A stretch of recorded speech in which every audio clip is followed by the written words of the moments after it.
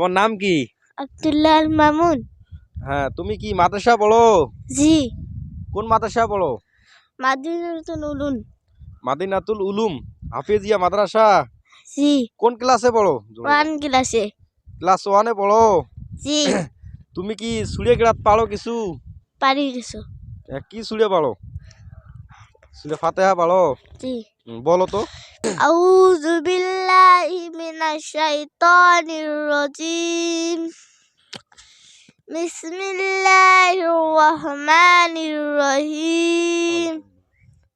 আলহামদুলিল্লাহি রাব্বিল আলামিন। আর-রহমানির রহিম। মালিকি ইয়াউমিদ্দিন। ইয়াকা না'বুদু ওয়া ইয়াকা নাস্তাইন। ইহদিনাস সিরাতাল মুস্তাকিম।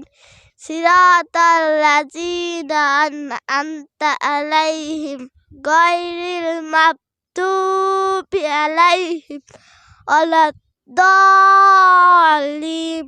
আমিন। উযু করার তরিকাটা বলো তো একটু দেই। উযু করার আস্তে আস্তে তরিকা। বলো, ধীরে ধীরে। উযুতে নিয়ত করা সুন্নত।